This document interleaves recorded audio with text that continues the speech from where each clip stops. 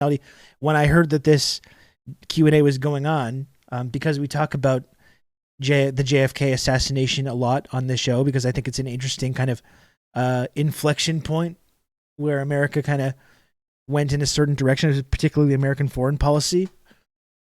And, whereas it may have, with JFK not being killed, it may have possibly gone in a different direction, maybe slightly less evil, which obviously was too much to ask for the fucking Nazis in charge of the national security establishment and the intelligence community in the United States. So when I heard this was going on in Quebec City, I just reached out. I was like, can I get a press pass to this? Like, I'm a journalist. I got a big media. It was a soft coup. Yeah, no, it was. I have a big media platform. So, I got in. I got press passes. And I almost talked myself out of going, but I stuck with it, and I was happy that I did. I'm here from your tweet to support the trains. Okay, thank you, Wild Wesley. I appreciate that. You did, unfortunately, just miss train talk. We had a good 30 minutes of train talk, and now we're moving on to the Oliver Stone Q&A that I saw last night. But thank you for showing up. I'm glad you could stop by, and please feel free to continue watching the stream. We're in the Stone Zone. Did you wear TRRS merch? No, I did not. Okay, so how to get started? I guess the first thing I wanted to talk about was maybe to talk about the actual documentary, because the night before I watched I hadn't seen JFK Revisited, and I did watch it Tuesday night. Did anyone watch that?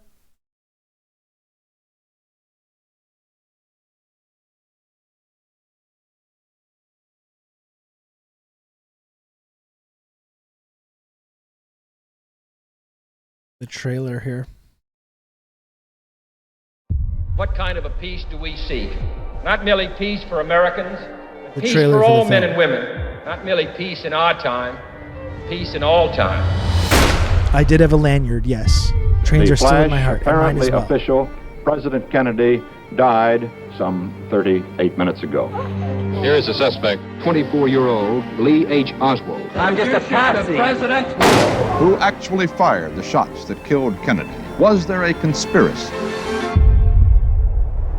In the years since the Warren Report, there is now so much more that we know.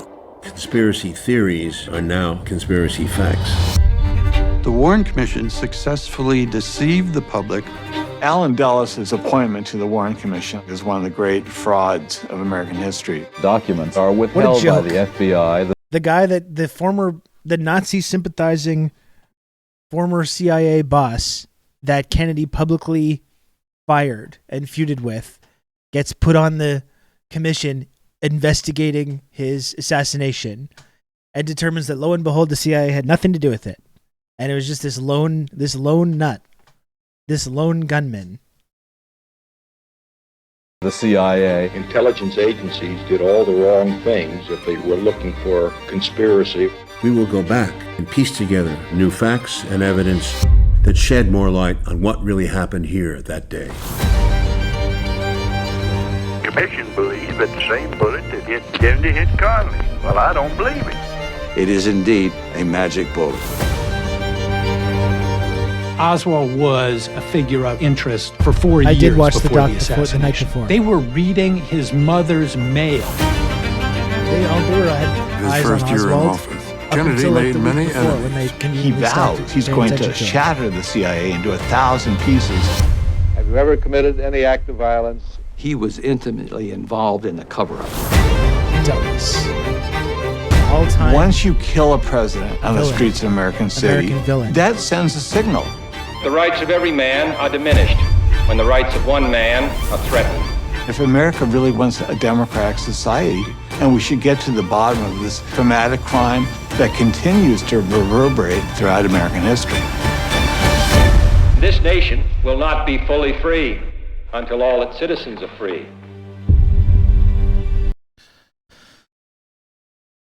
So yeah, I did watch the documentary the night before. It was pretty good. I didn't love it. It's interesting. It's almost like the actual documentary.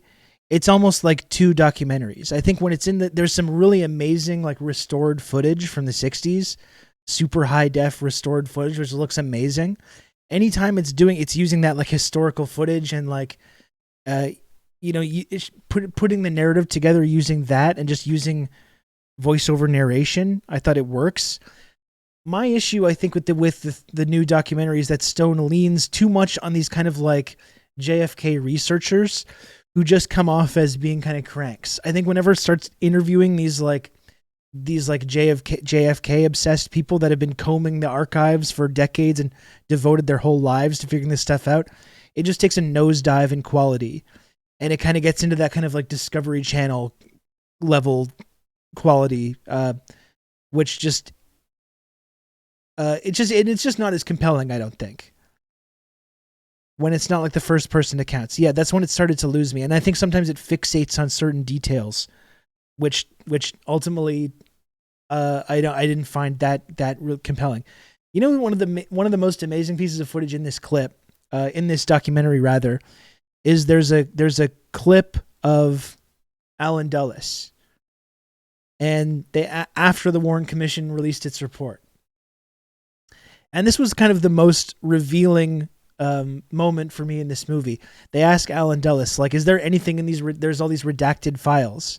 There's all these redacted documents. Is there anything in there that's going to change people's view of the case? And Dulles was like, and frankly, when Alan Dulles said this, I actually agree. I believed it. He was just like, no, I think that all the information is out there for everyone already. And like with that's already been released, and everyone can get to the truth of it from that. And that I actually agree with. I think in many ways, Stone has been he's like chasing he's on this wild goose chase of these declassified documents. And I think in many ways, the slow roll declassification process of like decades of these JFK files, I think in many ways, it's been a way to kind of like dilute the conversation around it. You have all these people kind of waiting and looking for clues in these documents. You can count on me when I think good old Rob to talk you through all this. Thank me for my service. Ephemeral Friends, thank you for the 14 months of Prime. Very much appreciated, Ephemeral Friends. I think in many ways, though, that Dulles was right, which is that all the information is out there already. And like, there are certain things that have been revealed in these redacted documents, but ultimately I think the most compelling argument, and the reason JFK, the film, Oliver Stone's film JFK, was so successful is because I think it lays out the whole case there.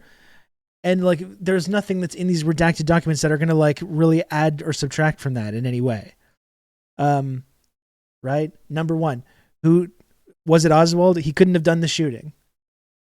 The guy couldn't do the shooting. That's what they say in the film. The two sequences in that film that are incredibly convincing. Not only the difficulty of Oswald doing the shot and doing the shooting in the first place, but also this sequence with Donald Sutherland explaining the like powerful forces in the military-industrial complex and how they benefited from JFK being removed. And so with that information, plus just the Zapruder film and the thing that we can all see, they say in the film, like, they're going to have all kinds of scientists and other people telling you why someone that gets hit like that and moves like that, why it was actually coming from another direction, whatever. But like, you can just see the clip. You can just watch it, and it's very obvious what goes on. There is some interesting, like, he's driving along, he's hit in the throat once, he's going like this, and then this next shot takes the top of his head off. It's not that complicated.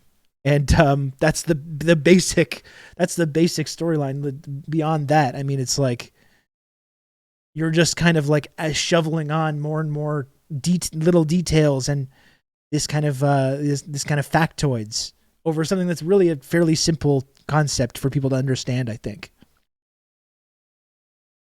Yeah, the magic bullet. I mean, they do take time in this documentary to talk about that as well.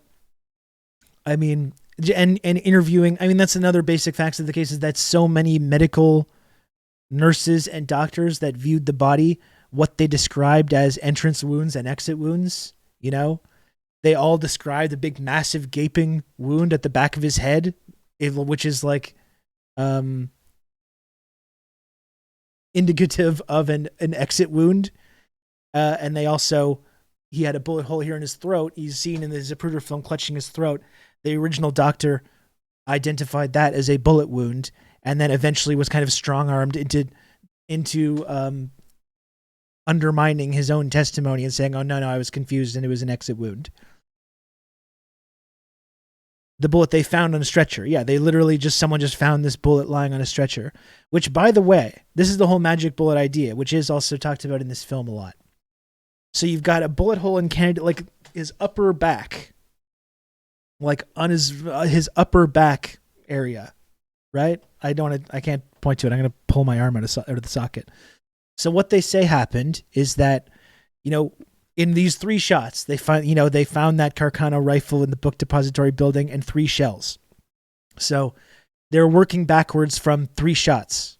And if we ever admit that there was more than that, that indicates that it was something else going on beyond just this one guy in the book depository building.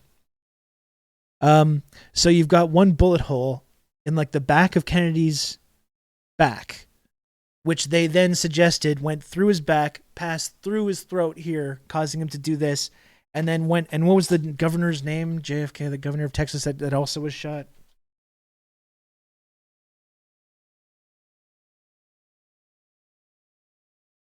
John Connally, the governor of Texas. So it goes into his back, the middle of his back, comes out his throat, and then hits John Connally like 5 different places, and just rattles all around in there, breaking his wrist and going through his chest, and so this bullet, which ended up in Connally, like according to the official narrative, according to the official Warren Commission narrative, this bullet that passed through Kennedy's back, through his throat, into Connally fucking 5 or 6 times. That's the bullet that they found on the stretcher where JFK's body was. And they initially said the bullet came from his body, but like that's completely out of sync with the storyline that they're trying to tell about where the bullet ended up in Connally and then somehow magically was just found on JFK's stretcher. It was like an air hockey puck, yeah. So anyway, I mean, it's like this to me is like the compelling parts of this case. I think sometimes when you go down these sort of rabbit holes of looking into these different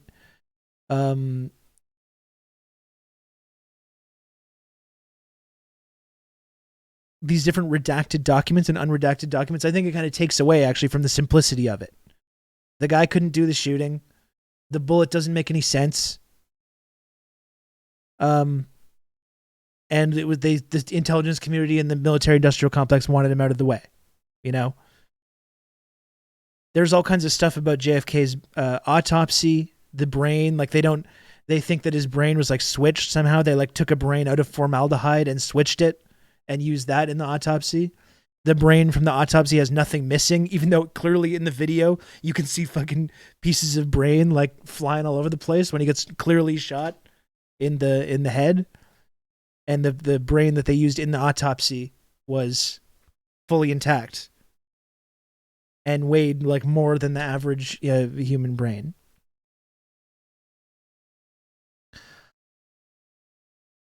This is tangential, but what's with the QAnon JFK rising from the dead theory? It's so bizarre, but if you wanted anyone asking questions to look like a crank, well, that's part of it as well. And I wanted to ask Oliver Stone about this last night. Unfortunately, at the Q&A, my phone died, and I just kind of chickened out.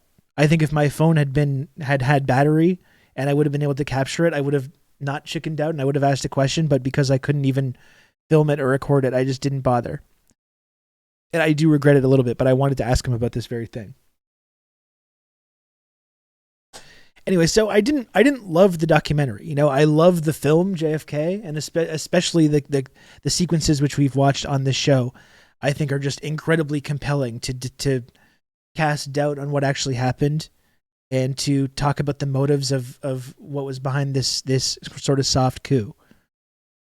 Like JFK himself, I've heard JFK Jr. No, he's been absorbed into the QAnon myth, and so JFK Jr. and JFK are both alive. JFK is like 100 years old or whatever, and he's going to come back and go back to being the president.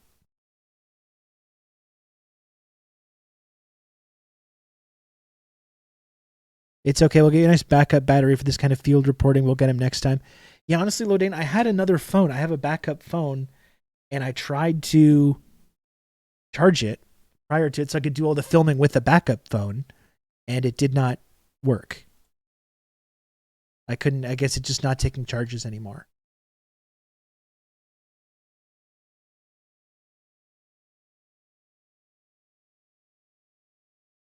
This to me, I mean, we've watched this scene many times. This to me is the most compelling argument about the JFK assassination being a conspiracy. And that's why I think this documentary is a little bit, I don't think it really added much to this conversation that wasn't already firmly established in the film JFK. I enjoyed the documentary, but I didn't really love it. But this is the clip. I think that is it's very, very compelling. The film establishes the basic facts of the case. The guy couldn't do the shooting. Yeah. No one could have done it. I'm Oswald. Time me. Maybe Oswald was one of the shooters that got Kennedy in the back. That's entirely possible. Maybe not even that, though. He was maybe just in the building, and then they planted the rifle and the shells in there as well. I think part of it is that Oswald thought that he was part of some op to frame anti-Castro, or no, to frame pro-Castro activists as being as like a foiled assassination plot. I think that's what Oswald thought was going on, and then realized as soon as the assassination happened, there was like, oh shit, I'm being set up to take the fall for this. Go.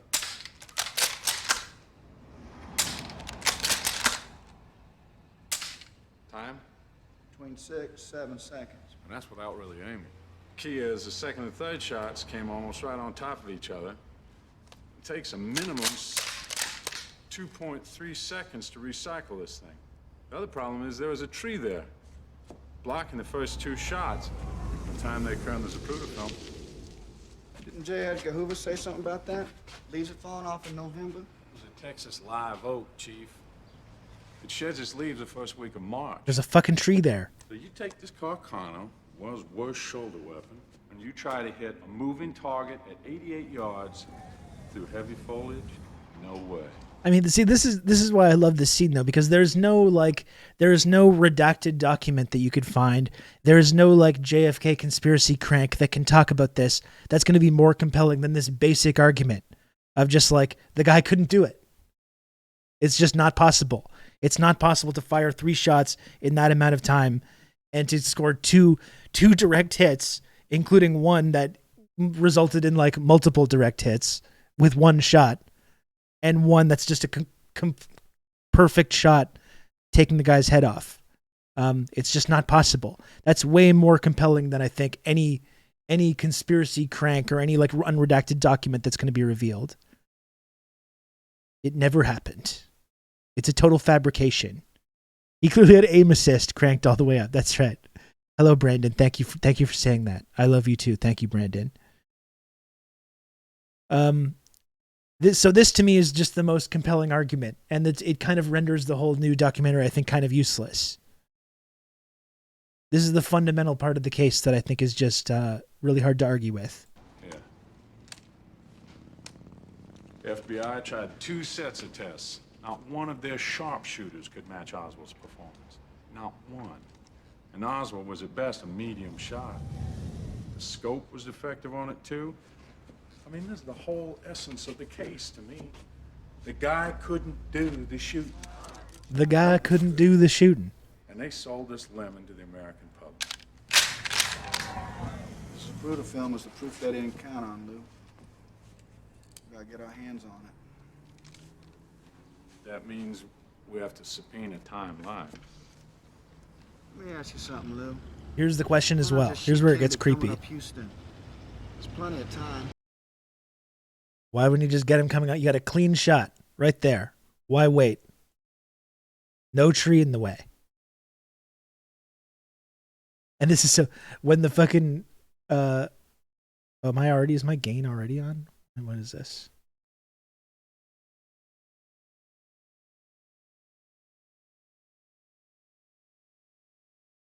When the John Williams music cue kicks in here, it's fucking tremendous. It's out in the open. I know, I keep asking myself the same thing. It's a frontal shot. Even if you miss him for the first shot, if it accelerates, you still got him for the second Why shot. wait? The only reason for waiting to get him on Elm is you got him in a triangulated crossfire. Right? You put a team there, down at the fence, for a frontal shot, flat, low trajectory. Put a third team down here in this building here on a low floor. Oh, encouraging people. This is one of the all-time best John Williams scores. I love it. It's a turkey shoot. That's it. He gets the kill zone there. It's a turkey shoot. How many men? Okay. Not one shooter, say one spotter on a radio, maybe 3 teams. I'd say these professional riflemen too, Chief. They're serious people. Hunters. Patient. Takes skill to kill with the rifle, Chief. You gotta figure that's why there's been no execution of a chief executive with one in 200 years. 3, 2, 1.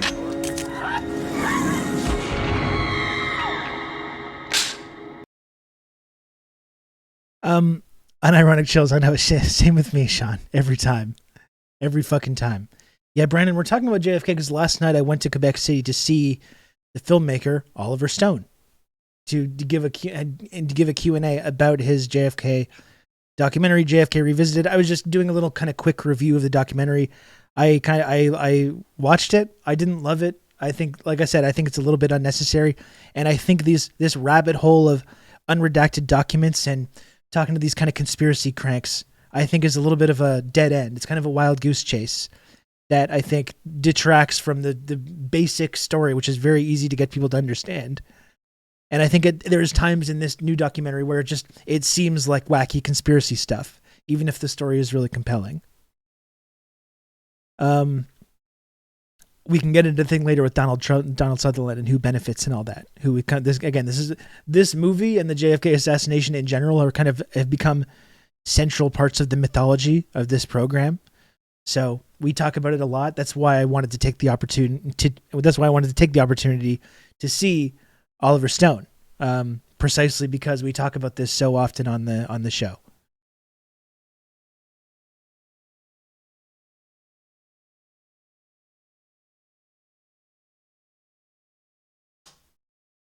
I gotta read this one. I mean, I'm making my way through my book list right now, but I gotta read The Devil's Chessboard because I think a lot of the theory that's laid out in this film about Allen Dulles and the intelligence community and the national security establishment and their role that they played in this is outlined in this book.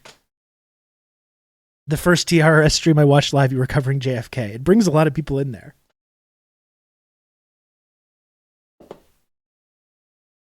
I mean, I think and Stone touched on this last night as well.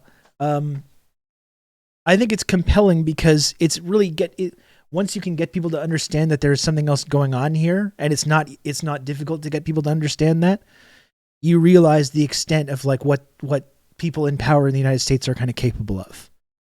And like Stone was saying, just the fact that Oswald was assassinated, I think for most people that's their indication that there's something going on. When the murderer gets murdered himself, it's clearly there's a cover up going on. Most average people can kind of just understand this basic idea.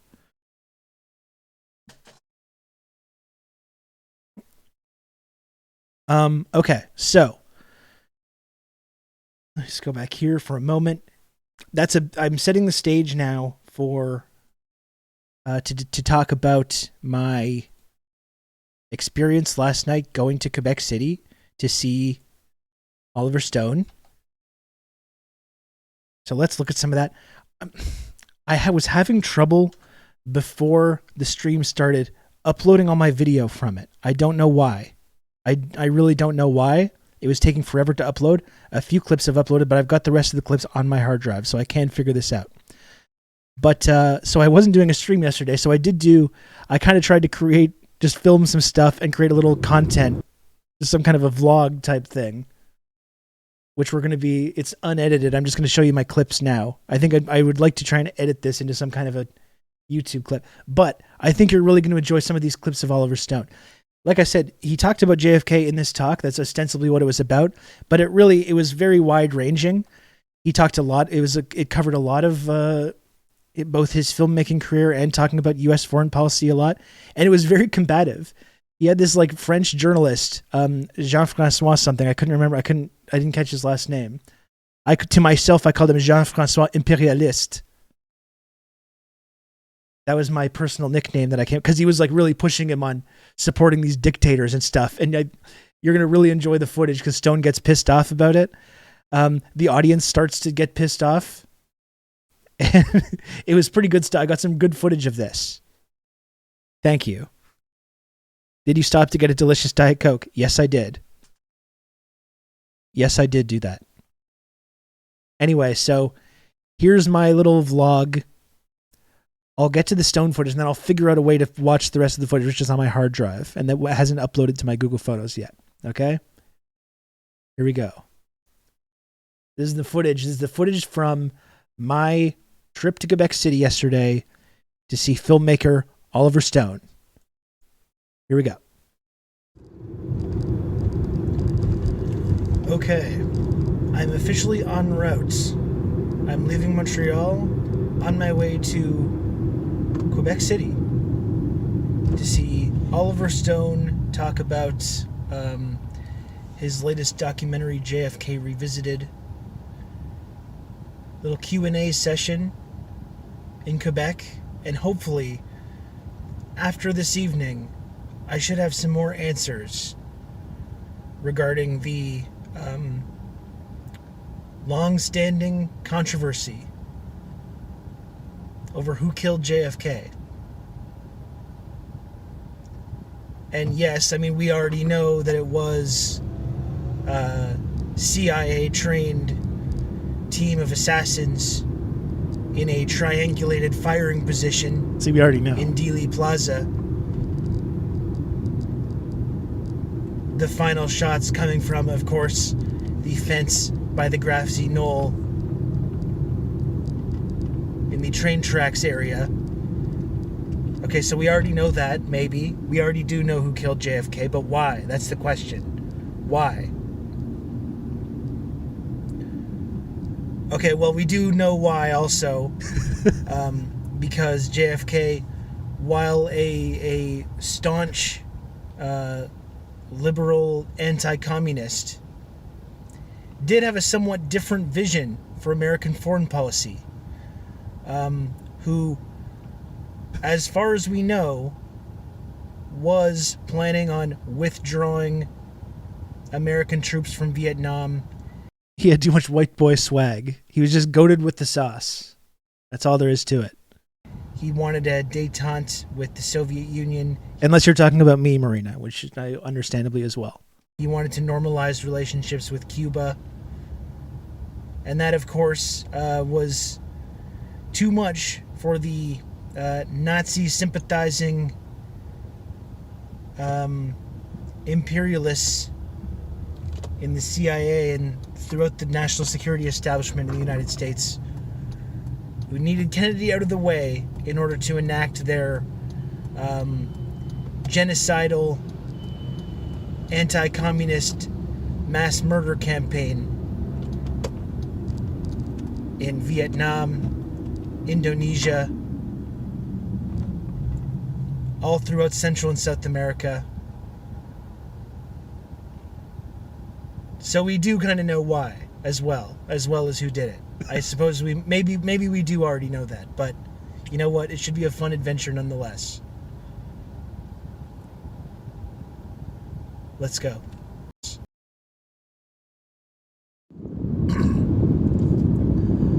Okay, it's been about an hour. I'm still not out of Montreal. Because kind of a dark night of the soul moment. Construction which just happens all year round, obviously. Maybe eventually they'll finish building the highway. I don't know. That'd be nice. Probably wishful thinking. Anyway, I've been stuck in traffic. In all honesty, I'm losing my nerve. What I would like to do right now is just kind of just quietly accept defeat, get off the highway, turn my car around, go back home, and just kind of relax. But God damn it. I am a journalist. I'm an intrepid truth teller. And when you're on the quest to find the truth, as I am right now, you got to commit. You can't just give up the first sign of any trouble. And I'm committed. I am committed to driving this 3 hours to Quebec City to see Oliver Stone here, and then immediately driving the 3 hours back. I'm committed. For good or ill, I'm committed. And at least maybe I'll find out who killed... No, okay, sorry, we already know that still. I am sure this will be worth it, though. I'm sure it will.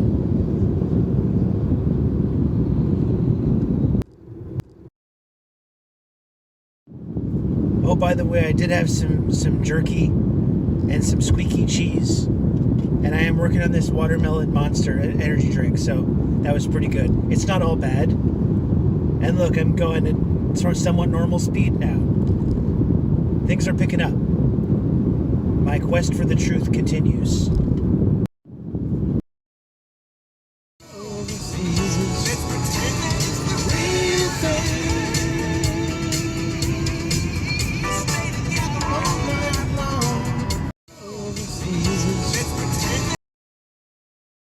And my mom tried to explain, look, one-child policy doesn't apply to the Tibet region. The hospital she didn't understand that. She's like, what do you mean? And my mom tried to explain, look, one-child policy. That's just remembering my parking spot. Okay, in Quebec City. Okay, I just got out of the car, and I'm here in historic, beautiful Quebec City, Quebec, to see Oliver Stone talk about the JFK assassination. Am I one step closer to the truth? I don't know. How can we ever know? How can we ever answer this question? It's impossible. We're going to see what happens, though. I just took a little nice picture of myself. Quebec City, lovely city. I highly recommend if you're able to. I recommend visiting sometime. Like Europe is really far away, and Quebec City, depending on where you are, you can visit Quebec City pretty easily, and it really is a kind of very different vibe from anywhere in North America. Interesting place. Recommend visiting there. Hey Squatch, what's up? I'm just recounting my trip to Quebec City to see Oliver Stone. You haven't gotten to the meaty parts yet. This is more of the vlog section. There's me again. There's the little, that's like the fort, because there's a whole area that's kind of a part of this fort, the battlements. You go in there and there's all kinds of restaurants and stuff. I got one of these. There's my lanyard. I got a lanyard. Media pass, and it's very cool for me that I can just like reach out to film festivals and just be like, can I have a free pass to this thing, and people will just give it to me. That's pretty cool.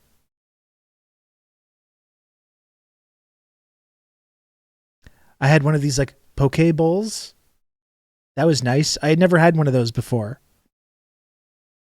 The poke. I had never had it. You got some tuna and some salmon tartare in there. It was very nice. Very tasty. How did the Pokemon taste? Little gamey, but I enjoyed it.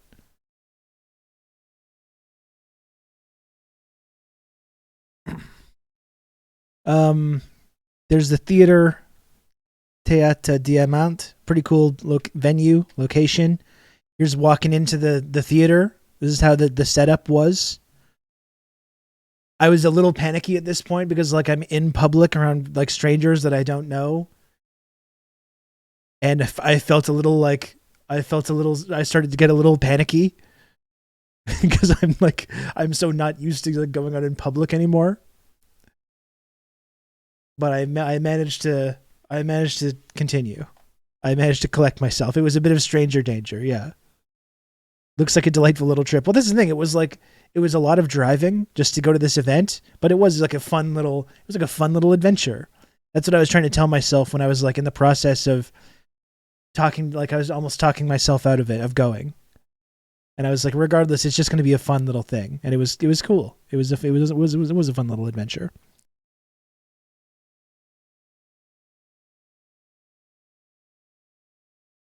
Can't believe you went to Quebec City the same weekend I went to Montreal. Well, it was just yesterday. I was literally just drove down. I went to this event and just immediately drove back.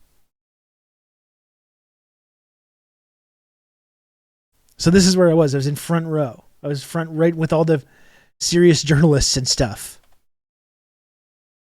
Right in the front row. This is what it looked like. Played a little video, and then there's the man himself. Walked out.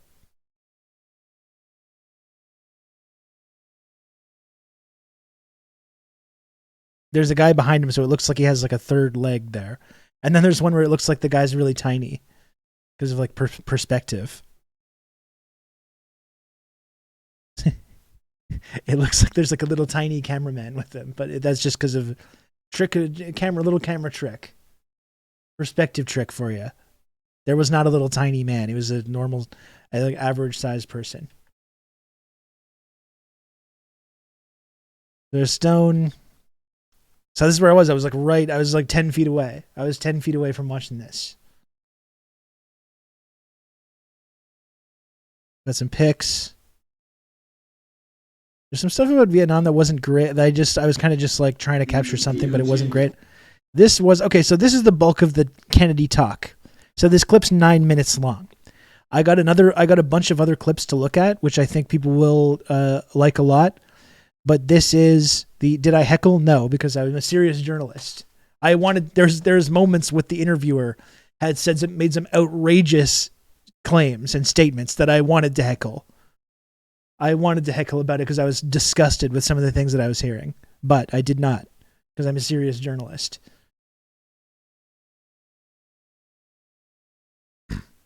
Hey, what's up, Stu? Yeah, he was in Vietnam. That's right. Yeah. Okay, so here's the clip. This is the bulk of the Kennedy talk here in this 9-minute clip. Let's see. Who said yesterday he worked with you a lot on the recent documentary JFK Revisited that you're presenting in Quebec. That you presented it yesterday and the day before, and it's going to be viewed in Quebec. Jim DiEugenio is right here. Yeah. He is one of the premier, in my opinion, the premier researcher. These are the most important people in this case because they're the ones who deal with all these facts. So I think I covered up the microphone a little bit, but I think it gets better. I will actually try to. Oh shit! Okay. Oh man. Okay. Realize something.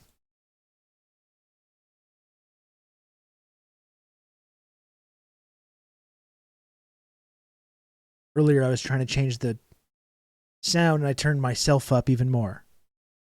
Now it might be too low. I might have fucked up my whole audio levels. Okay, let's see how this goes.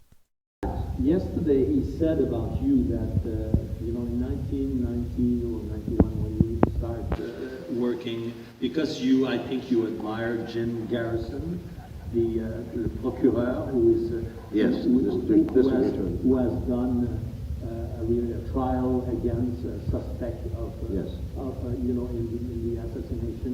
He failed to get him convicted, but then he became a judge and he had a career as a jurist, and so this man, you felt something about this man. You decided to tell his story. In fact, one of the critics that were written about you in the French newspapers of Quebec today said that it was JFK was the most revisionist film in the history of cinema. which is really something we're... It was a revisionist film. Sorry? The most revisionist... Nothing wrong with revisionist, by the way. Okay, yeah, because the original history is wrong. Yeah, but she was saying it in the wrong term. But anyway, but this film, Mr. Diogenio said yesterday that you were at the peak of your career. You had many things you could do, but you were very courageous to choose that subject because it would be difficult.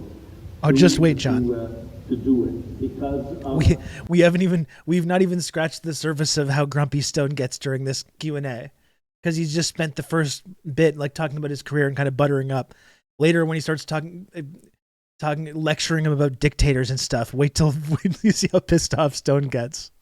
It's really good. The discussion that you would provoke. And you said yourself that after the film was issued, you spent so many months going around and explaining and doing somewhat damage. Defending myself. Yeah. Defending myself. Defending yourself. There's nothing worse than to be called. So why did you get involved? Well, I think I was a little bit naive at that time. I didn't realize how dangerous this case was still in the American psyche, because it had died down. During the 80s, I hadn't felt much debate about it.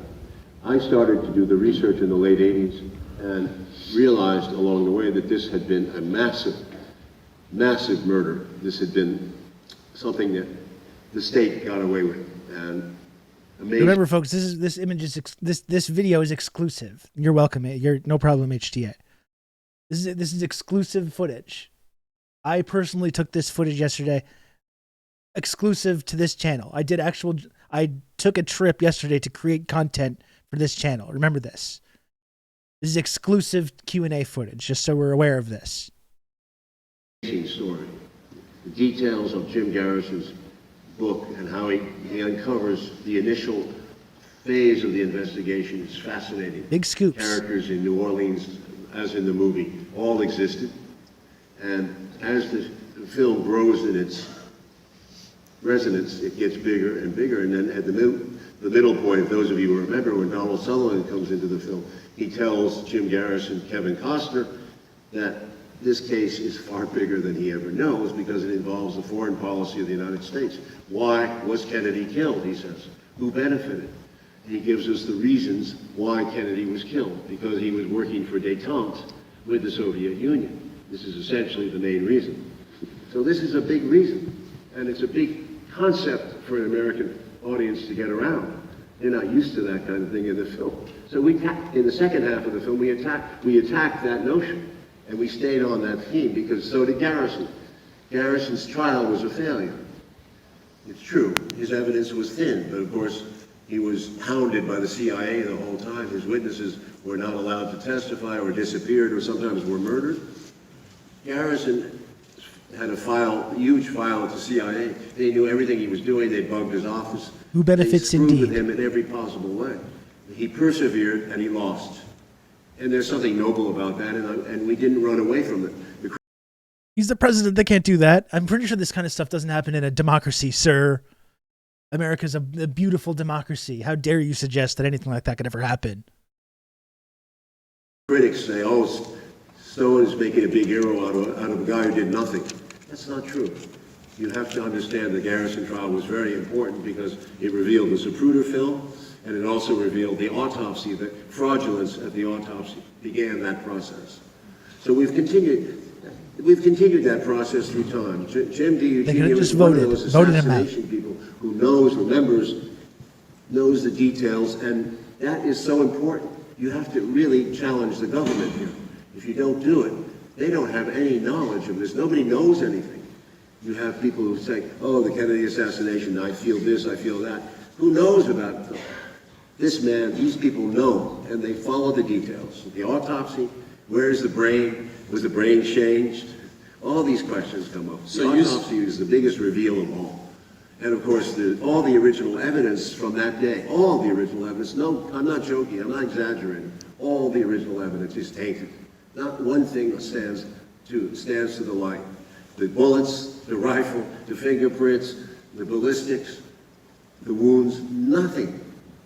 And it's so... I want to hear Frenchie claim the brain wasn't switched. He doesn't push back about any of this stuff, Matt. Where is the brain? A good question. Where is the brain? It's like what Lennon said. You look for the person who will benefit. Yeah. Put JFK's brain into a Gundam.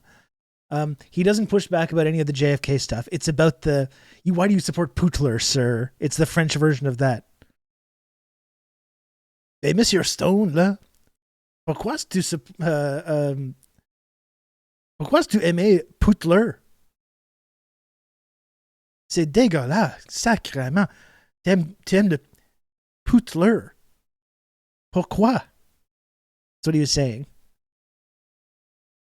So sad that in our country we accept this shallow conclusion that was come up with on the day of. They came up with this 3 bullets, 1 assassin, a communist assassin, just like that, and they put it out there, and it stuck. And the press bought it, and because they're perhaps so embarrassed that they bought it, they've stuck with it for 60 years. We have had 5 investigations on that case, including our film provoked the JFK Records Act, which will... Oliver, that's what I'm saying. I wanted to ask you that question. You said you have to defend yourself after JFK, but JFK created a lot of results. He's talked about Stone has been someone who has been like publicly talking about the more Russian sympathetic version of events of the Ukraine war, which obviously right now is not very popular to do. He also interviewed Putin, which gets talked about a lot in this interview. But many people are not happy about it. The fact that he would sit down and do this. Why is the interview getting into debate mode? Just Sean, we haven't even touched on that stuff yet. Just wait. There's some spicy footage in here. I'm serious. There's some spicy footage, which you can only find on this channel, exclusive. You said yourself there was a law adopted that allowed declassification of documents. There were 5 different inquiries, and this was the impact of the film and what followed. Yes. Why? You know, I remember I saw a discussion that you had with the New York Times journalist, Rod Susskind, about Snowden, the film Snowden. And he was telling you something which was really interesting. He was complaining about the fact that he had the Pulitzer Prizes, he had published so many journalistic inquiries and things like that. But, you know, sometimes filmmakers in one film can have a lot more impact than an inquiry of the New York Times or a Pulitzer Prize. And he said something like, movies shape people's notion of reality. And I think JFK did that because you said from then on, there was a doubt in the population about the government, about what had happened then. And well, more doubt. But there was always some. There was always some. In the 1960s, there was doubt. Remember, the case was flimsy because the moment that Lee Oswald was shot by Jack Ruby, people said, oh, something's in, there's a fix in. Everybody's seen enough movies, they know that if you kill the murderer, and something's wrong, right? Pretty basic stuff. So many things happen, so many things. Also Jeffrey Epstein, right? When you're a star witness in a case that has dirt on every single powerful figure in America and internationally, and they just mysteriously die while under lockup, most people are like, yeah, okay, there's something going on there. By the way, really weird, none of that information has come out. Isn't that amazing? Of all that, they raided Epstein's house, they got into his vault, all kinds of videotapes and hard drives in there. Haven't heard one fucking word about it. Isn't that strange? That's really strange to me. Not one goddamn word. Not one picture, not one video has been released from any of the stuff that they obviously seized from his apartment. Isn't that strange? Really strange stuff. But I digress. Anyway, it's not even a digression because Epstein was, of course, part of the fucking satanic intelligence community, playing this game of blackmail and compromising, keeping compromising material on people, powerful people. He was, of course, mixed up with all these very same people, the same people that took out JFK. Anyway.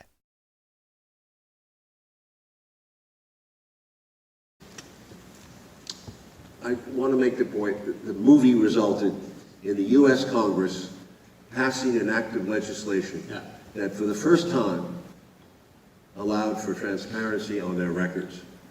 And that was to open the records. That's what I'm saying. A movie can have an impact more than... Especially in the United States, because we're up to here in national security. We're up to here with classified information. There's so much classified information now. We don't know what to do with it. It's just overdone. We should build museums of classified information and open them in 2050 or whenever we're dead, we can go see them, because this is a joke. It's a real joke. But thank God, no transparency. We had the right to it. They gave it to us. But unfortunately, they take it back too, which is to say, Jim has pointed out that the mob had a big hand in the JFK assassination that's totally ignored by libs. Fucking Jack Ruby was a mob guy. The guy who shot Lee Harvey Oswald. A mob guy and, wouldn't you know it, an FBI informant. What a crazy coincidence. What a crazy coincidence that the accused assassin of the president was taken out before he could talk, even while saying, I didn't shoot anyone, I'm just a patsy, and then gets shot by a mobbed up federal informant, Jack Ruby. Crazy. Crazy stuff. And they made him go crazy with acid after. That's right. They MK Ultra'd this man.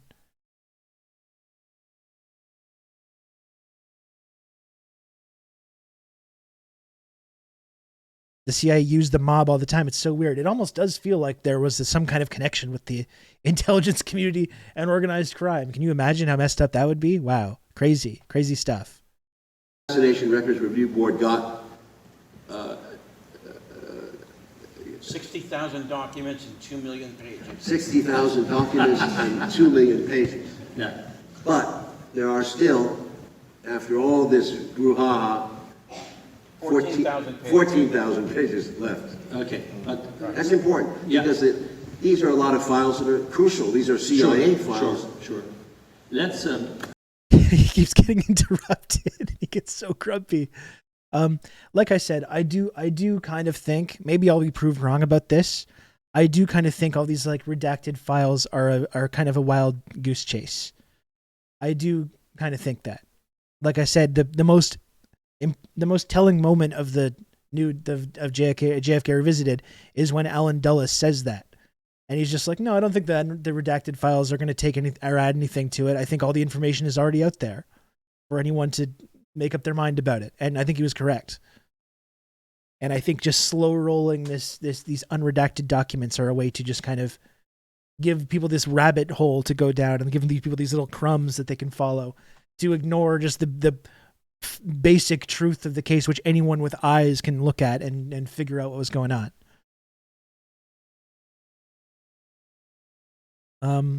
Okay, so here's the next. Okay, which one is this? Here's I'm going to run into issue. The documentary is about Castro. Okay. This is some very spicy footage, folks. Is this a MAGA stream? Yeah, that's right. No, it isn't. This is some very, very spicy footage. So the part so this is after he spent the first part of the interview kind of talking about his career and complimenting him and stuff. And then he pivots to this. He pivots to this moment and he says, this was cut off in the video, but he said, "What happened to you? What happened to you, Oliver?" That's how he's kind of started framing this question. And that's when I got my camera out, because I was like, oh shit, this is going to be some good stuff. So here's where he pivoted to. After talking about Stone's career and Platoon and Natural Born Killers and JFK and this kind of stuff, he pivoted to this. Do the accent again. "What happened to you, Oliver?" That's what he said, and that's why I immediately got my camera out as soon as he said this. But there's some shit in this clip that's going to enrage you. It's going to enrage each and every one of you. You did documentaries about Castro, about Nazarbayev, about Ortega, Chavez, Putin, the latest one, we'll talk about him later. What's going on with you? Why do you admire these people who are the opposite as what you want? Well, What you dream of? They're not. They're not. They are.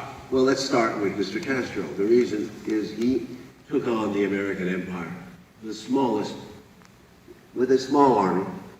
He took over Cuba after 60 years of was correct to do oppression so. and corruption and He did death-dealing. worse in Cuba during his power. What? He did worse in Cuba during his power. No, that's an opinion. If you go to Cuba... Well, it's facts.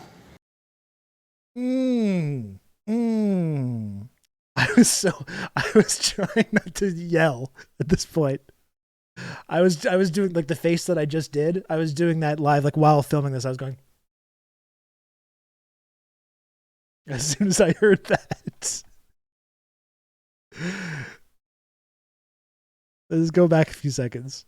Years of oppression and corruption and He did death-dealing. worse in Cuba during his power. What? He did worse in Cuba during his power. No, that's an opinion. If you go to Cuba... Well, it's facts. In If you terms of freedom... If you think Castro did worse than pre-revolution, you're wrong. Because so many Cubans died in the old days. Batista was a murderer and torturer and all that other stuff. Cuba was much better. The revolution changed the island. People, you can argue, but because the Cuban exiles that left were the most antagonistic to the island. But the nature of the island changed into socialism, and people hate socialism, a lot of it. But Castro actually forged a revolution. And not only that, he survived American attempts to kill him more than 40, 50 times. And on top of it, coups d'etats, the Bay of Pigs, the Cuban Missile Crisis, he survived. And he forged his will in this, and the Cuban people are proud of him. He was a hero to them. No, I'm talking about your attraction towards these people who found their power on lies, You want to talk about darkness, and Castro's repression. repression, but that's not his story. His story is that he worked for the people. If you talk to him, his conscience was clear when he died that he had done good for his island. You don't understand that because you're a bourgeois capitalist. I'm not criticizing you for that.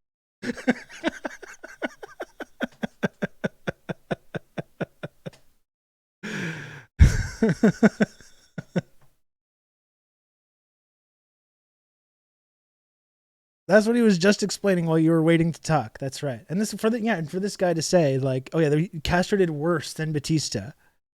When we talked about this all Friday or all Monday. It was Che Guevara Day. It talked about the massive improvements to for people's quality of life, average working class and poor people, peasants, illiterate peasants that could see a doctor or a dentist for the first time in their fucking lives. Were able to get an education. You can count on me. A world-class education. To talk you through all this. Play it again? Okay. And his conscience was clear when he died that he had done good for his island. You don't understand that because you're a bourgeois capitalist. Thank you very much, Comrade Social Distancing, for the 2 gifted subs. But thank you so much. Much appreciated. I'm not criticizing you for that. I am too, but I can understand what the dream was, and I understand some of the dissatisfaction. Let me put it in another way. You would never have been able to make the films that you did, or to have the freedom of creation that you had. Yeah, that's true. Under the regimes. That's of true. Castro, So what? But I'm not a Cuban. I did what I did. I went down there. You're a Canadian, for Christ's sake. You should know that Cuba is open to Canada, and they had trade. And because Canada I'm talking was about more the liberal, Cubans and their freedom and the way their governments have freedom to what? Their freedom to get an education and see a dentist and a doctor improved dramatically. This guy's such a loser. I was getting so mad about this. How does he know Castro wouldn't have Castro would have let him make a lot of great anti-American movies. I have no doubt. If freedom to what? They lost all their freedom. Who did, though? This is a question. Yeah, the wealthy, the rich slave-owning plantation owners and Batista's thugs and the police departments of the generals. Yeah, they did lose their freedom. Yep, they did. But the illiterate peasants who were able to get a world-class education and see a doctor or a dentist for the first time in their lives actually gained and were significantly more free afterwards. This motherfucker doesn't understand that, though, because he is indeed a bourgeois capitalist. Told them throughout all these years. I imagine many people in this crowd have been to Cuba. I have a feeling. Well, let's say, why do you admire Nazarbayev or... Nazarbayev is much later, and it's another story. And then he pivots. Really glad. I love that clip, though. You can't make a documentary about the assassination of a U.S. president in a socialist state. Is that the argument? No, he's saying you couldn't, if you were a Cuban, you couldn't go make an anti-Cuban movie. That's his point.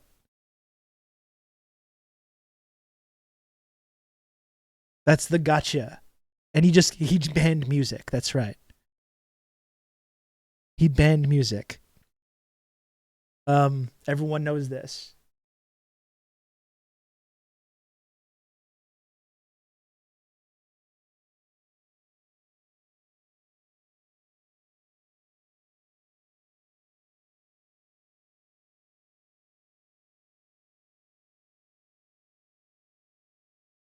Okay, that's the end of that clip. Now this is going to get a little tricky.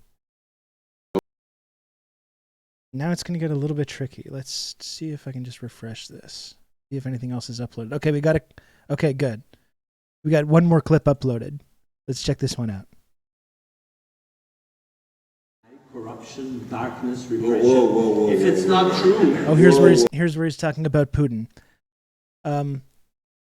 So yeah, he pivots to talking about Putin. This is like the thing, because there was like articles in the French press leading up to this Q&A going like, oh, a red carpet for a Putin apologist and stuff. So there's a big segment asking about Putin, Putler, in the war in Ukraine and that kind of stuff.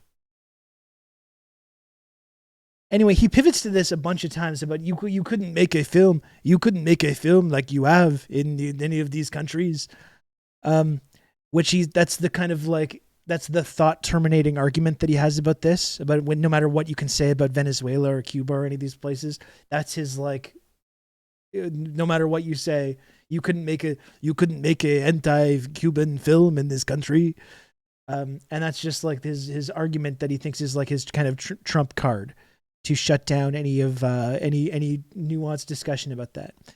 And like that's what we've talked about before, and this touches on as well, where you see what is Oliver Stone's freedom of speech in the West. How has that actually changed U.S. government policy? Oliver Stone is free to make all kinds of claims about what the CIA does, to talk about Vietnam, to talk about capitalism and Wall Street, to talk about media sensationalizing violence and all these other subjects. And lo and behold, he spent his entire career doing this. And America has just steadily marched in that one direction. It has not had one iota of actual impact on what America does politically in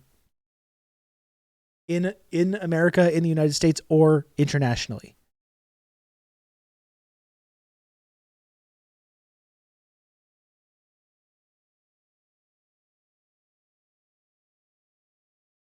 So as much as we love to talk about free speech as this like be-all and end-all argument about how our society is so superior, our freedom of speech doesn't really mean a whole lot when it doesn't actually make any impact whatsoever in the actual people that have power and how they wield this power, right? And if Oliver Stone's free speech was ever actually creating a genuine threat to power, he would not be able to make these movies. You know, we're only able to use our free speech to make films or to mobilize because the people that are making these rules knows that we're not going to actually have impact on the power centers in this country. That's why I think it's kind of an illusion. We can talk about freedom of speech all day, but I do think it's an illusion. And our amazing Western democracy with our precious voting as well, right? We can talk about how much superior that system is to countries that are run by a single party, such as Cuba or China. Ultimately, though, our democracy is an illusion. Our freedom of speech is an illusion because we're not actually able to use our freedom of speech or our freedom to vote to meaningfully change the political direction of the country. Whereas we were talking about earlier in the stream, even some countries that have one party are able to, under the one-party system, meaningfully impact policy. Anyway, here's the stuff about Putin.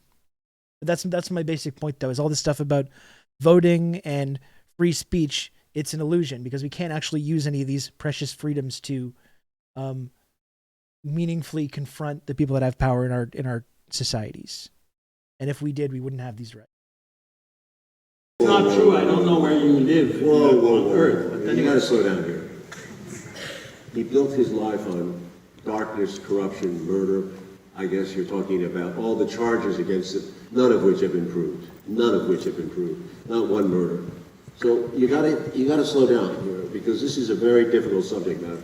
And I don't want to get too involved in all the details, but obviously I could have asked him about it because I did a lot of research before I talked to him.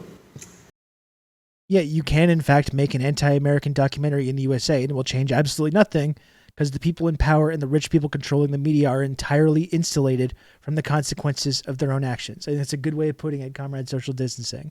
It's a total illusion. And you know, people who fetishize our Western democracy or Western culture, like this guy here, Jean-François Impérialiste, love to lecture other people in other countries about these amazing rights that we have to vote and to have freedom of speech. But yeah, in terms of the actual challenging power, these people are indeed entirely insulated from the consequences of their own actions. And if there were going to be consequences for people in power as a result of these rights, we wouldn't have the rights. That's all. He is a man in a very difficult situation. Let me talk to you about the United States for a second, because it relates to our country. The United States is a hegemon. A hegemon. It is going after control of the world. I thought it was hegemon, but he says hegemon. I don't know who's pronouncing that wrong. Is it me? I don't know. World domination is the goal. And unless you're kidding yourself if you feel differently. So in that regard, it has to take every nation in the world and basically make you subservient to it.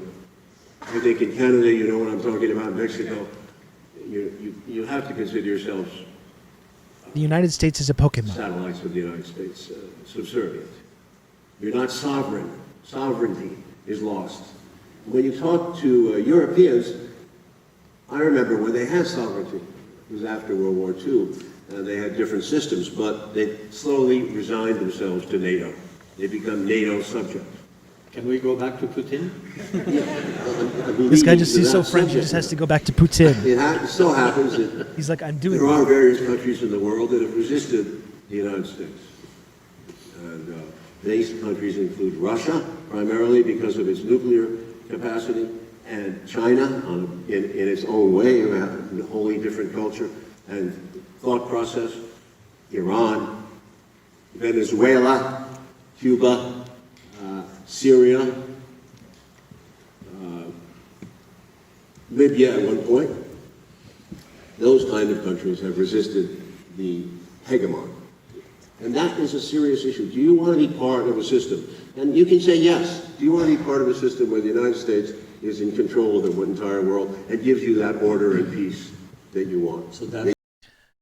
And this is true. Libs can't get over not talking about Putin. Too much Rachel Maddow. It's true, Squatch, because you know what it is? Like I said, Stone speaks about Putin. He speaks about the Russian perspective of the Ukraine conflict, and he gets criticized for that, of course, because you're not allowed to do that, to ever express these viewpoints. He gets bad press going into this event precisely because he's this Putin apologist. And then journalists like this motherfucker know that if they don't ask tough, hard-hitting questions about this, they're going to call them a Putin apologist. And it was like, oh, that's the worst thing to ever happen. No one can ever say that to me. So, of course, they have to ask them these hard-hitting questions so that they don't get criticized. They don't get painted by association, guilt by association, to be a Putler sympathizer. That's kind of what's going on, right? It's like they're so afraid to be painted with that brush. He wants to do it. Yeah, I agree with that. But I think that's the kind of basic phenomenon. Everything bad that has happened in the West has been chalked up to Putin. He's unironically living rent-free in all these nerds' heads. And I can't remember, God damn it. I can't remember if I got this clip or not, but Stone touches on this as well. It's like, if you think this This guy does not have all the power that you imagine that he does. But didn't seem to make any difference. That you think you're going to have. That you think you're going to have. That justifies these. Wait a second. I'm asking you, do you want to be in that system? Because you will have to be. Well, as I said, you would not have produced and been free to do what you did in your career under Putin.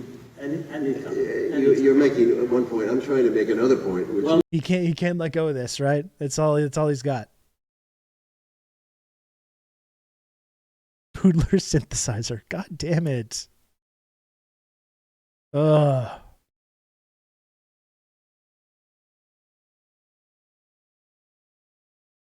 If you lie about Russia and Ukraine, you're rewarded. If you tell the truth about it, you're punished. Look at Mearsheimer. Exactly. Yeah.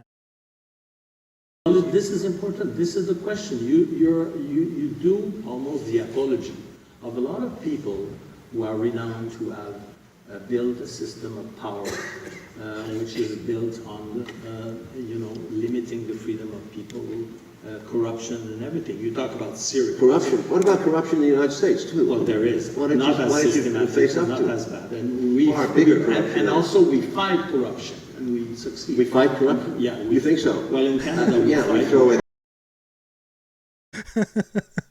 That's such copium. That's Western copium. Oh, we have corruption, but it's not as bad, and we fight corruption. And he's just like, oh my God. This fucking guy. I was getting so mad. I was getting so mad watching this. It's the nice kind of corruption. We famously fight corruption, yeah. In our society. This is very important in our society. I knew you folks would enjoy this footage, though. I was getting so upset watching this. I couldn't believe it. System of power, which is built on, limiting the freedom of people, corruption and everything. You talk about Syria. Corruption. What about corruption in the United States too? Well, there is. Why don't you face up not to as it? bad. And we far bigger corruption. And also we fight corruption. And we succeed. We fight corruption? Yeah. You think so? Well, in Canada, we throw in white collar. There's still corruption. There's corruption everywhere, but it's not. How can you become a senator in the United States or even in the House of Representatives unless you get $1 million? Come on, that's not a democracy.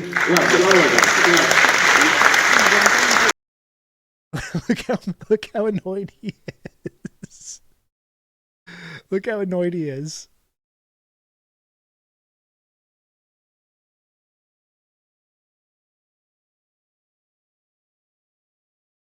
Amazing. That was such a great answer, though. Why didn't Stone ban him from the chat? This is why it's better to do things this way. This is what happens when you go talk to one of these boring nerds. When was the last time someone went to jail for corruption in the US or Canada? I mean, I feel like, Ben, I think maybe the closest example would be like Madoff, Bernie Madoff, who was doing like a pyramid scheme and rich people got caught up into it, and that's why he got in trouble. And pyramid schemes are not something, they're evil, terrible things that I would never, ever support. Ever. But I think, was that maybe the last example of like a wealthy, powerful person that did any time or whatever?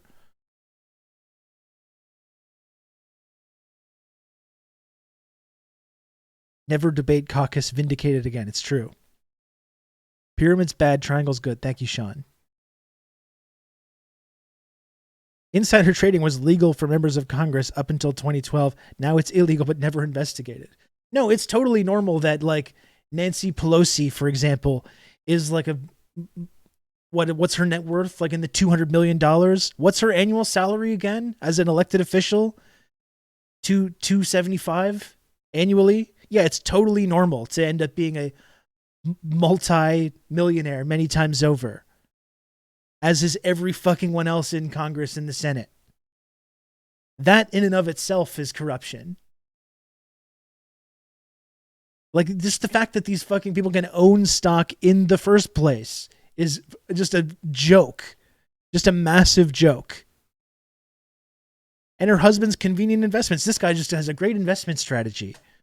Wow. It's just through his own plucky hard work, he's able to figure these things out. He's a finance genius. His husband is just good at stocks. Yeah.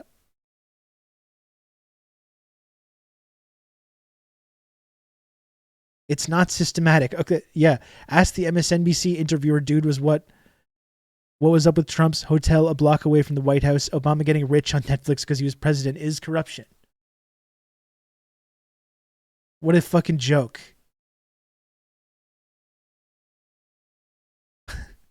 I loved that answer though, and loved just seeing how mad that he got about it. That was really satisfying because I was extremely mad myself. Anyway, there's an amazing clip coming up in this clip. There's an amazing, something really cool happens that I think you'll all appreciate. And also we fight corruption, and we succeed. We fight corruption? Yeah. You think so? Well, in Canada, we try to fight corruption. We throw in white collar. There's still corruption. There's corruption everywhere, but it's not. How can you become a senator in the United States or even in the House of Representatives unless you get $1 million? Come on, that's not a democracy. You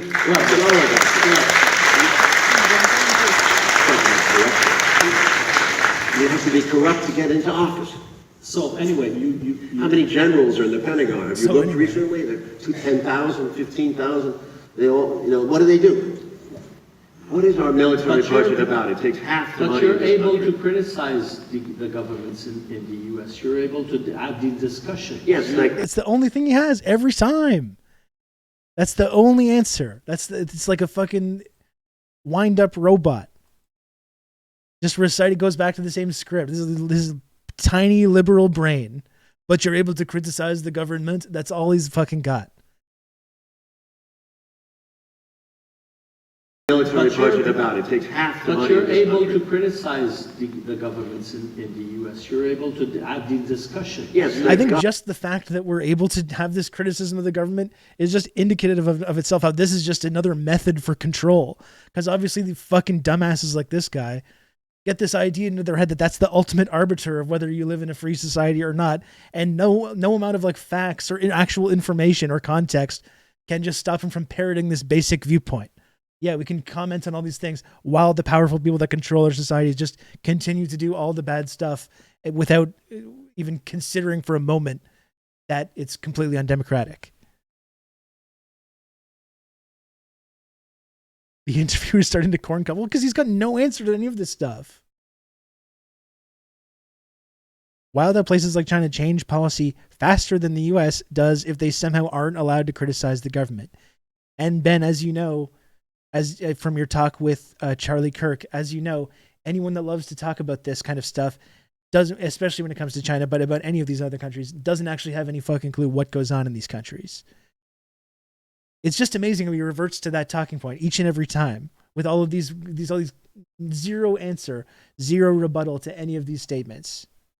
But I may not much longer. You're not able to. Yeah, but you're not, for the time being, able to do that. He's like, oh yeah, you might be censored in the future, but right now you still can. Under the people that you admire. Well, there is a lot of criticism into Russia, and you've heard it because the United States press always brings it out. And by the way, when Chavez was in office, I remember going down there and they were saying he controls the newspapers. That was such bullshit. The moment you get to Venezuela, you found that all the newspapers were anti-Chavez, screaming in their headlines because the oligarchy owned the press in most of Latin America.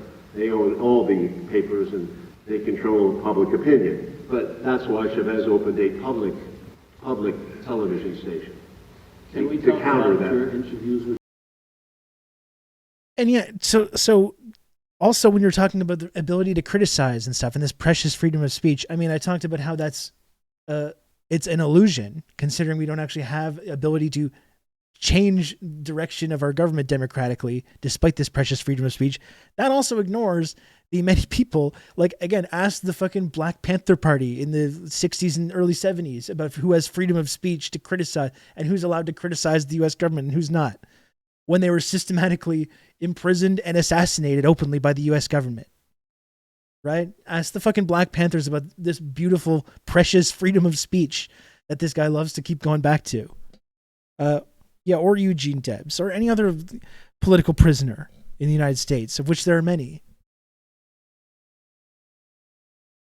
This guy has no understanding of the world beyond what he learned in 5th grade. What a joke! And again, this is like a important like professional former journalist who's spent his whole life reporting and learning about this shit and has a childlike understanding of any of these issues. Like it's literally like a child. You can also criticize the government in those countries. The people arrested for criticizing the government are almost always organized and supplied by the U.S. government. That's right. And once again, folks, this is when you're a 65-year-old man or whatever, and you still have this childlike understanding of the country that you live in and the society you live in and the world around you. That is indeed what lack of class analysis does to an MF.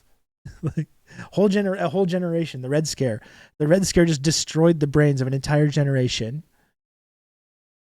And when you don't analyze things with that level, with that class analysis, or with Marx, you end up sounding like a fucking moron like this guy. Literally talking about a perfectly democratic... Okay, thank you, Relic. This is a great point. Literally talking about how perfectly democratic the U.S. is while attending an event about how JFK was killed by the CIA. It is amazingly stupid. Yes, it is.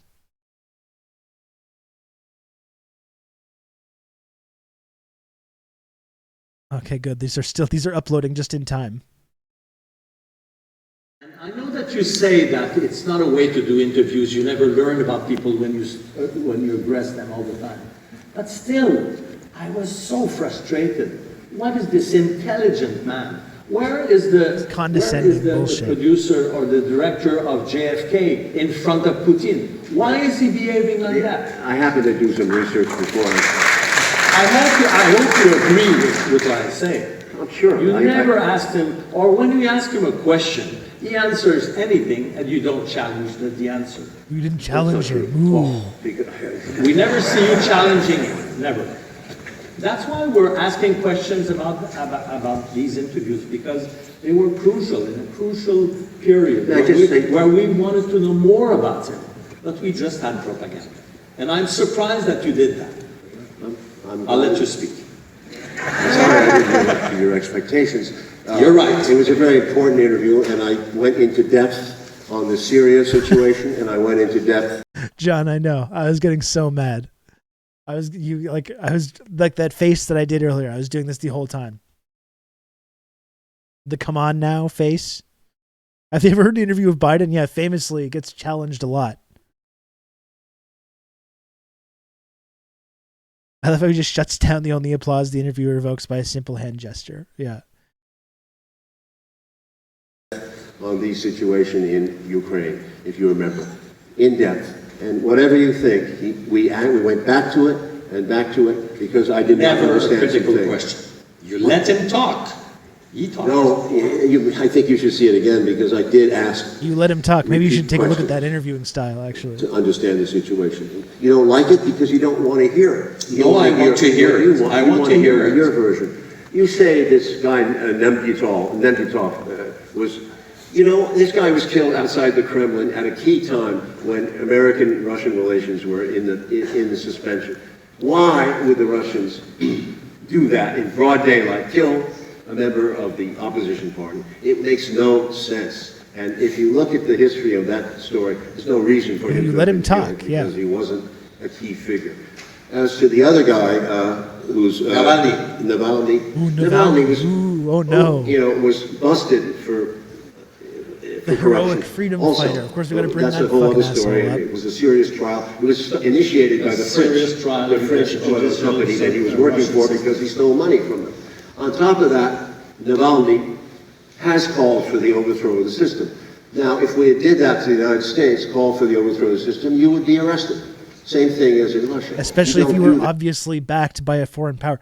Like it's not like Navalny is just some Russian dissident. He's literally getting like documentaries made about him, and you've got an entire Western media establishment that's obviously backing him.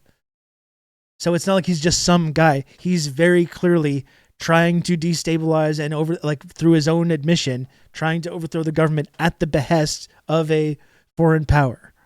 The same foreign power that devastated and humiliated Russia following the Cold War. And it's really surprising that they have a problem with this. It's really shocking that this obvious, like, same with Guaido. I can't believe people don't like Guaido. You mean this guy that's obviously being propped up by the U.S. that has no actual legitimacy or constituency in any way? Yeah, turns out people don't really care all that much about these folks. With very good cause. Juan Guaido. Yeah, and he is a racist, Navalny.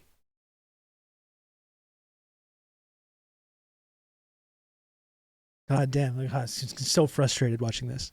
That in these countries. You don't do it in any country. In Cuba, you don't do it in Venezuela, and you don't do it in France, and you don't do it here in Canada. He was campaigning for an overthrow of the system in a normal election, but he was not allowed in a normal to take election. He also campaigned overthrow of the system between the campaigns. Democracy in Russia works. It's a messy democracy. The Russians are very outspoken. That's an understatement. But anyway. Okay, call it.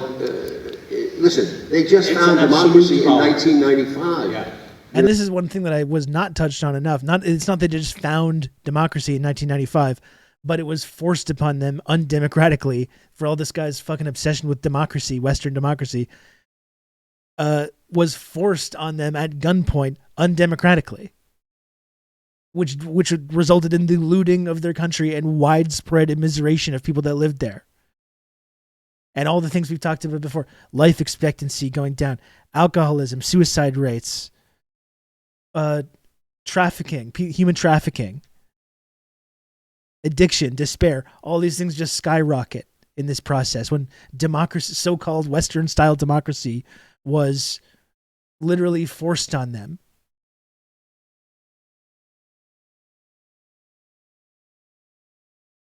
Yeah, it is fucking irritating.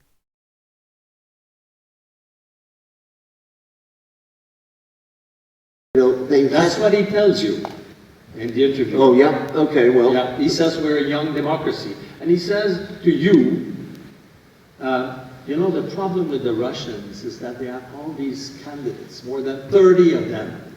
And they cannot elect, they cannot choose. And so, one opponent and you don't say anything. Okay, I'm just going to cut through this. I'll say this. Yeah. If Putin had the control of the country, the way the picture in the Western press comes out, if he was the dictator, they say, the people of Russia would not have him still as their leader. The moment he did things, and the country, let me finish, please. Yeah. The country was going in another way. It did not work for the Russian people. They have a way of getting the message across to their leaders. It's not Stalin's time at all. It's a different system. It's a different feeling.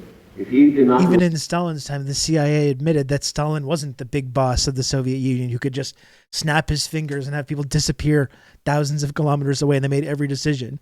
Even the CIA in their own internal communications literally said, we present that as being the system, but that's not actually the case. He's kind of the leader of a team that are all collectively making decisions. So even in that case, is not even accurate what Stone is saying. It's like as I think as well as Stone answered some of these questions, his own lack of class analysis does come through sometimes as well. But that contradicts the vibes I have. That's right. As a leader, he'd be out. So if he did, I know that you. Okay.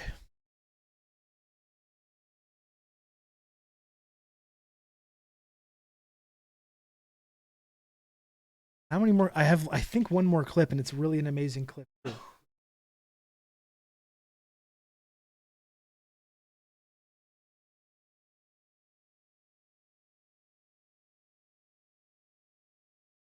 Okay. I'm just going to take a brief pause because I got two more clips to play. Still good clips. This footage is good, isn't it? Like, I was not exaggerating.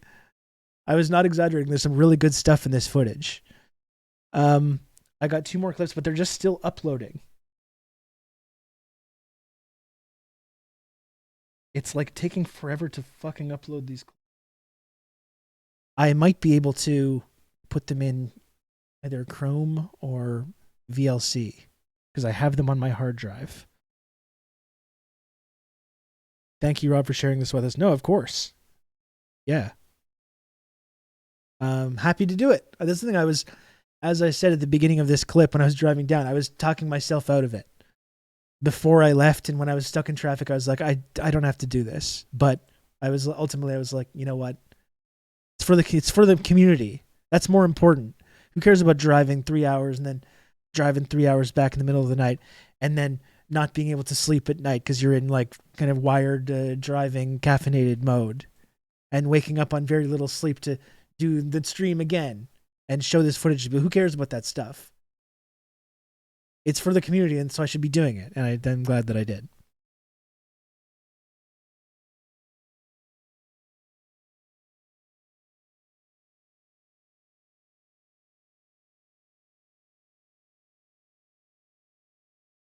Okay, so now this is going to be the little bit trickier part. One's 212. Okay. Let's see here. I'm going to try to put on these other clips. 212.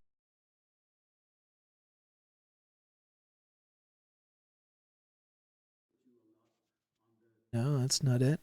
Bear with me here, folks.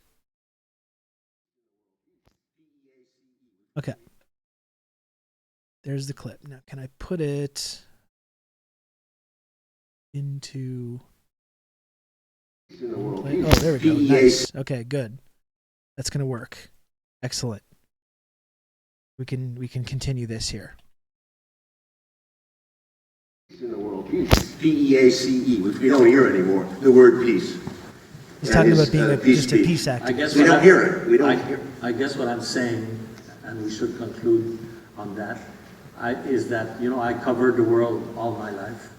And I think the way you look at the United States is far more critical. Why? He's getting mad again. More stuff to get mad at here. The way you cover the United States is more critical. Yeah, no shit. What country do I live in? What's the most powerful country in the world, asshole?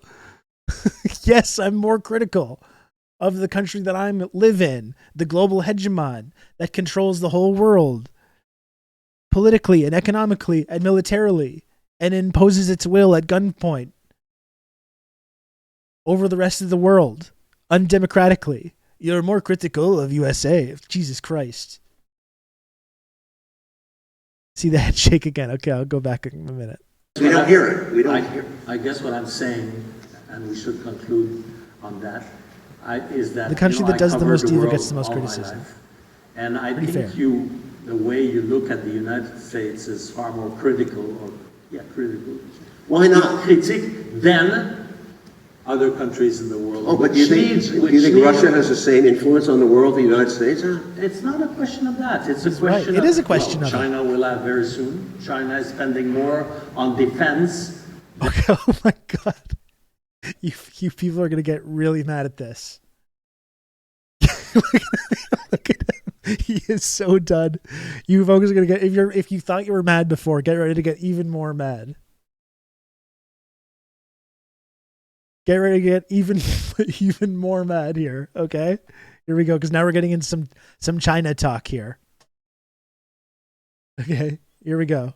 China is spending more on defense. It's a question of that. It's a question of, well, China will have very soon. China is spending more on defense than it is they're spending what is it, 40% of what the United States is spending? No, in terms of what we call price parity, they are spending more than the United States. In what? Price parity, you know that, PPP.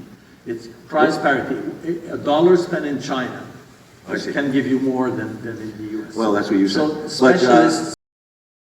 What the fuck is this? What is this guy talking about? They're spending more because of price parity. Are you fucking kidding me, dude? Can we please get some Maduro, not a journalist, in the chat, please? I need to see a wave of Maduros right now. Because like this is the whole. I wish you just busted that out. Actually, in fact, he did make fun of him a couple times. This man is not a journalist. And see, that's the amazing thing about Western propaganda, isn't it? Is that this man This man thinks he's some free thinker. He thinks he's this free thinker that has the ability to criticize his country and lives in this beautiful democracy and freedom of speech. That's the truly remarkable thing, isn't it? He doesn't even realize that he's a propagandist. That's the sad thing. He's not like, oh, I'm being a paid propagandist. He thinks he's a free thinker and has just no idea, like, the actual function that he serves. It's like the Chomsky, that's the Chomsky thing again. If you believe different, you wouldn't be sitting there, would you? Oliver got with price parity. Boom, communism failed. Vuvuzela. 800 bazillion killed. This analytic we've just made up actually says China spends more. Anyway, this goes on for another minute, so let's check this. Let's go back to that. But just I was just like in shock watching this. I was in shock.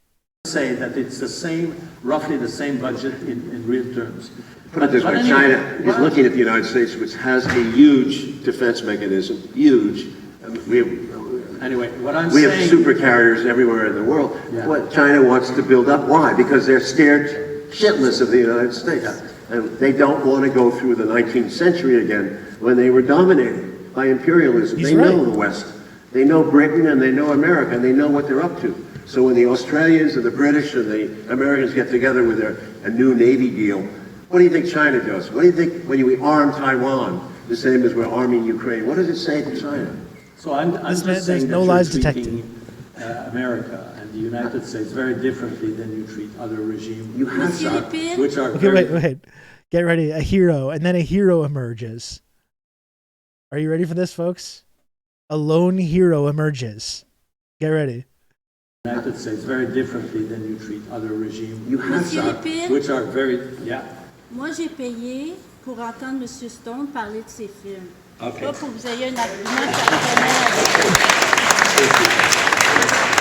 Interesting. No, she said that she paid to hear you and talk about your films. Yes, and we spent. Yeah, she said like, hey, hello, I paid to hear Mr. Stone talk about his films and not to hear you fucking lecture him this entire time.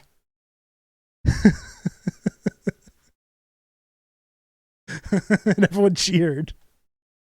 And now the interviewer is doing the pretend funny face. Oh, it's actually funny to me. It's actually funny to me too. We're not here for your nonsense, buddy.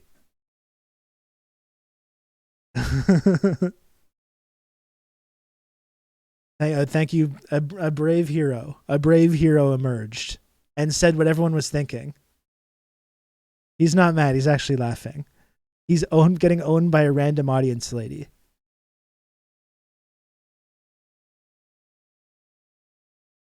I couldn't believe I caught that. I was so happy. And the United States very differently than you treat other regimes, which are very Moi, j'ai payé pour entendre M. Stone parler de ses films. Okay. Pas pour que vous ayez un argument personnel. Interesting.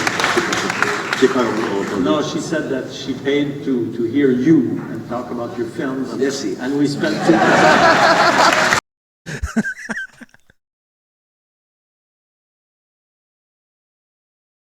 Yeah.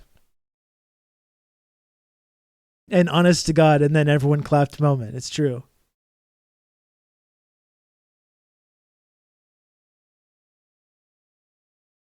I got one more clip, one final clip.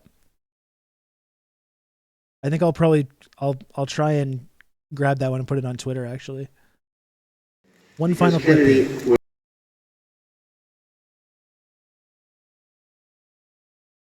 Because Kennedy was aware of the Soviet contribution to World War II. He pointed it out. They lost 27 million people fighting fascism. They hate it. And it's still in Europe. We still see fascism. It's out there. And unfortunately, some of you don't realize it because the press doesn't tell you, but there is a hell of a lot of fascism in Ukraine.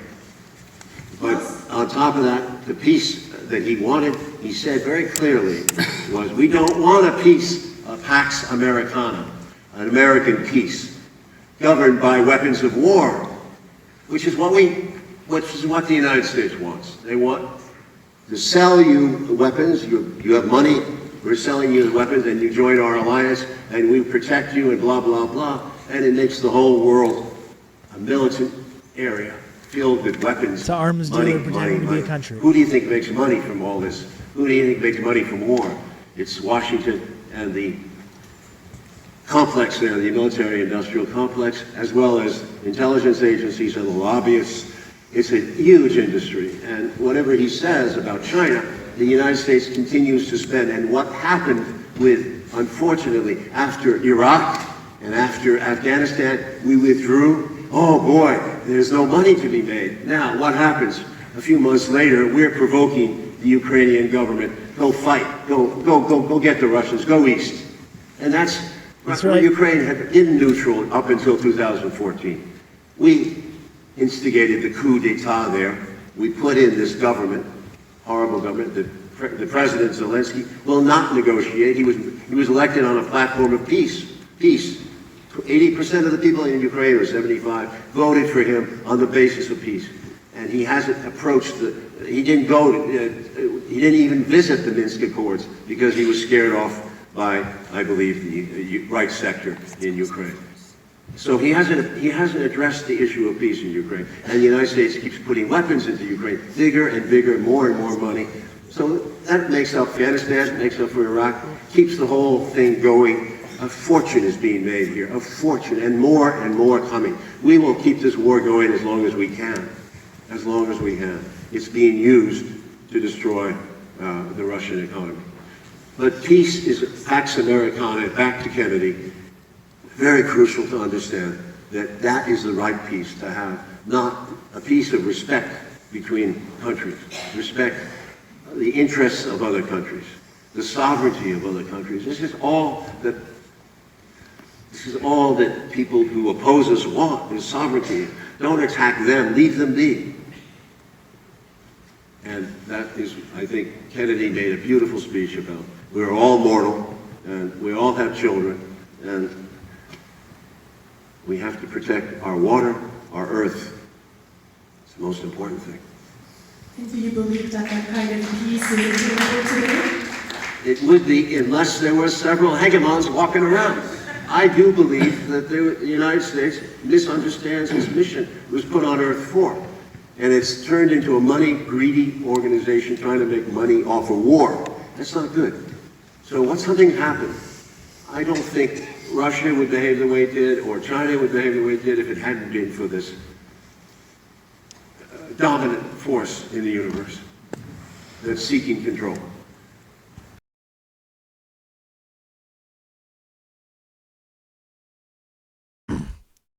Several hegemons, and one clip, Sin Chow, I wasn't able to film this part. It was one thing that he said, but I think we just made an interesting point talking about all these places, Russia and China and Venezuela, Iran, and just like how important it was for the U.S. to just be opposed, and it's an interesting way of coming about that kind of viewpoint.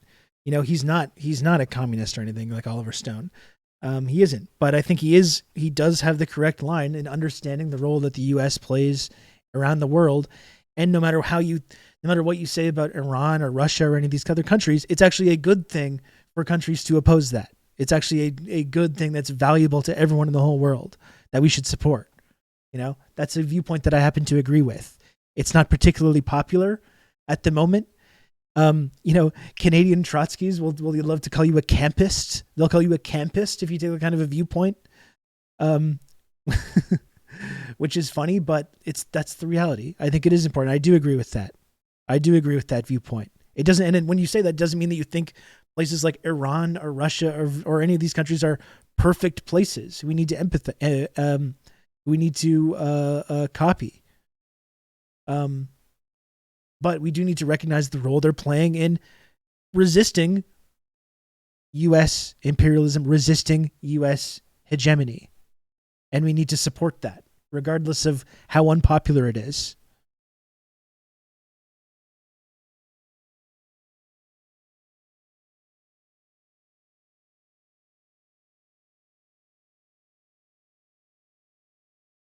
Anyway, that is all my footage of the Oliver Stone Q&A. folks. It would have made it. I think this was really great stuff.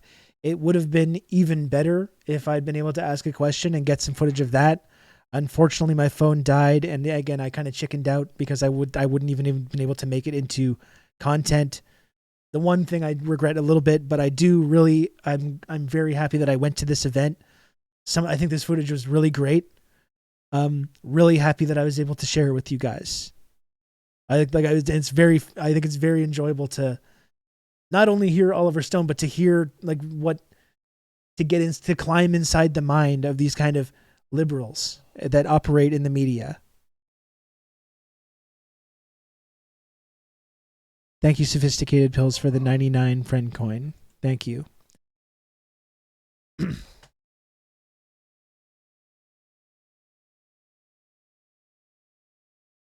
You remain a scholar and a gentleman. Thank you, comrade.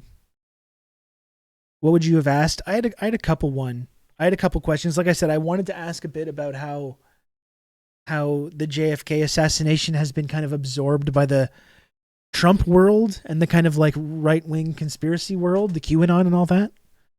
I wanted to know whether he was aware of that and like what he made of that kind of phenomenon. I had some other questions too. I wanted to ask, because another thing I thought to ask as well, and I feel a little regret that I didn't do this. Hopefully I'll get another opportunity sometime. But just to talk also about how a lot of his films, particularly the films that he made like in his prime, Platoon, Wall Street, JFK, and Natural Born Killers. Like if you just take those 4 movies, and they're like films about fascism, right? Even if they're not like outwardly like that, like that's kind of the subtext that's being explored in all these movies from all these different angles. And I wanted to ask him, and this is specifically referenced in JFK, I wanted to ask him if he senses, I think as we do, that fascism is kind of making a return, is ready to make a return about in the United States, like throughout this decade. Not that it ever really left, but it's going to really the real thing domestically, not just internationally, not just this kind of fake, false, illusory free speech and democracy, but the real thing. I wanted to ask about whether he was getting that kind of sense as well.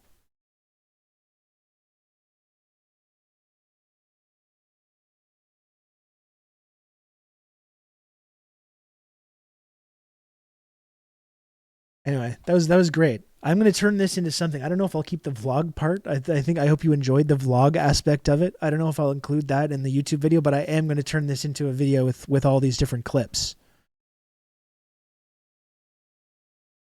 I mean, were there any good questions from the other people? Usually not. They were all right. It wasn't great. And even though like this interviewer was an asshole and I didn't like these questions, I actually was happy to get that footage at the same time. And I think it's interesting to dissect like why people like that feel the need to ask these kinds of questions and hold these beliefs about these completely contradictory beliefs about our society and freedom of speech or whatever. Like we were pointing out before, is at an event talking about how the CIA assassinated the sitting president of the United States and then engaged in a global mass murder campaign immediately afterwards. And this guy's at that event talking about how wonderful our democracy is and how we can make films like Platoon and JFK, and that means that we have ultimate freedom. We investigate corruption, we fix it. Again, it's the baby brain, the baby talk. The baby talk mumbo jumbo when you talk without marks and without class analysis.